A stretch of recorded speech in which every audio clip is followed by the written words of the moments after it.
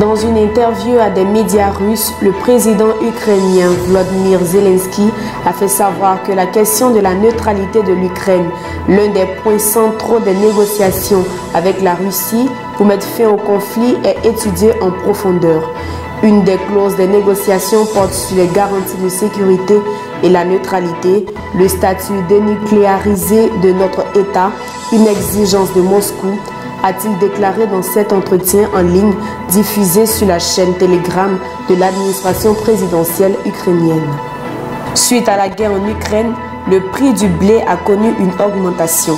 Face à cette situation, les boulangers en Côte d'Ivoire proposent de modifier la réglementation concernant le poids de la baguette de pain dont le prix est fixé par la loi afin de préserver l'équilibre dans la chaîne des valeurs du secteur blé-farine-boulangerie.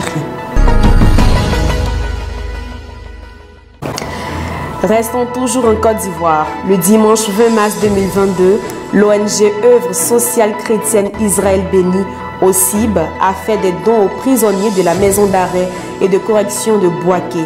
Sacs de riz, pâtes alimentaires, savons, vêtements et bien d'autres vivres ont été distribués.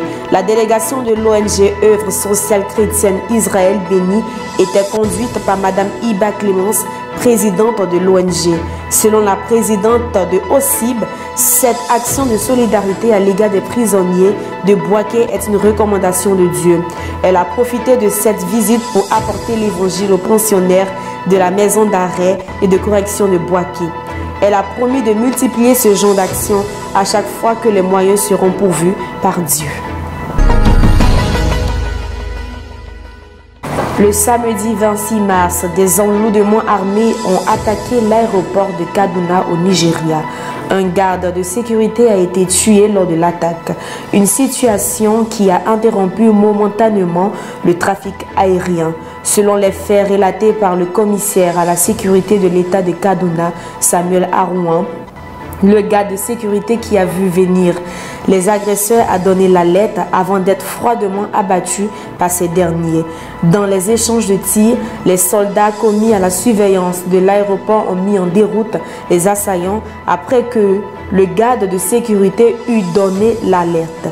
On note que ces bandits ne sembleraient pas être à leur premier forfait car ils sévissent, dit-on, au nord-ouest et au centre du pays où ils pillent, kidnappent et tuent les résidents. 30% de réduction des salaires des ministres et du président de la République. Voilà la décision annoncée par le gouvernement du Ghana le jeudi 24 mars 2022. Cette mesure, selon le gouvernement, vise à réduire le déficit de ce pays ouest-africain face à la crise économique mondiale. Cette réduction des salaires n'est pas la seule mesure prise par le régime de Nana Akufo-Addo.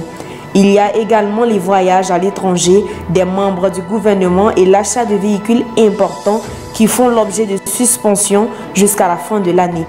Cette décision permettrait au gouvernement d'économiser autour de 360 000 €. Il a été par ailleurs annoncé une diminution des prix du carburant de 1,6% face à la récente flambée des prix du pétrole provoquée par l'invasion russe en Ukraine. Terminons en sport. Le Canada va participer à la deuxième Coupe du Monde de son histoire après 36 ans. En effet, grâce à sa victoire 4-0 face à la Jamaïque dimanche à Toronto, le Canada décroche ainsi son ticket pour le mondial organisé au Qatar. Je suis simplement heureux pour ces gars. Quand j'ai pris les rênes de l'équipe, j'ai dit qu'on se qualifierait pour la Coupe du Monde.